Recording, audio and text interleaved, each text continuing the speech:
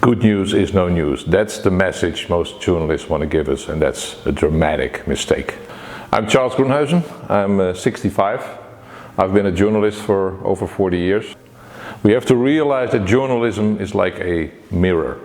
Our viewers, our readers look in this mirror and they're supposed to see the world as it is. And they don't. They see a mirror which is fogged up. It's always the negative side of life.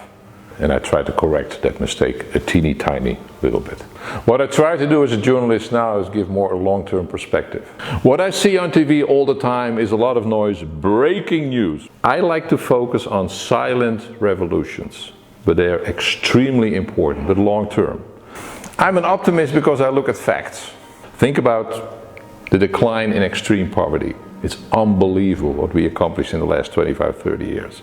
More than 100,000 people every day who come out of extreme poverty. Think about child mortality.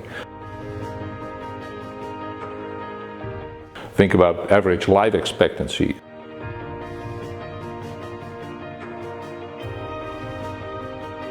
Think about average health in the world that has, improved tremendously, and people don't know it. Sometimes I compare journalism with raising children. We raise children in a way that brings out the positive sides in them, things they do well. Imagine us as parents always saying to children what they're doing wrong. If that's the only message we have for our children, they're going to end up as miserable people and negative people and probably angry people. But this is exactly the way we treat as journalists the world. Because we say to the world, this is horrible. Oh, and tomorrow will be even worse. With refugees and immigrants, with crime, with everything. And the consequence of this negative attitude is that people look at the world in a very negative way. Very often it plays into the fear of people. It makes them scared and angry. So it's not just saying journalism is so negative, it has huge consequences for society and for political choices.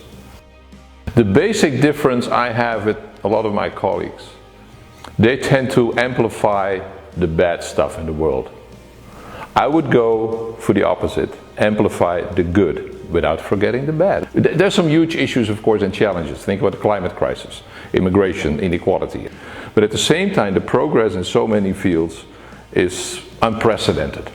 When it comes to education, when it comes to our basic human rights, sexual orientation for women, for children, and people don't realize it. If you steer it away from the negative focus and steer towards a more positive, more constructive way of looking at things, I think journalism could make a better world. The problem is, journalists don't consider it to be their basic task to make the world better. And maybe there is the basic difference of opinion I have with a lot of my colleagues. Yes, we are here to make a better world. People should realize that being pessimistic about the world is a choice, but optimism is a choice as well. It gives more energy, and eventually with that kind of energy we can make a better world for ourselves, for our children, our grandchildren.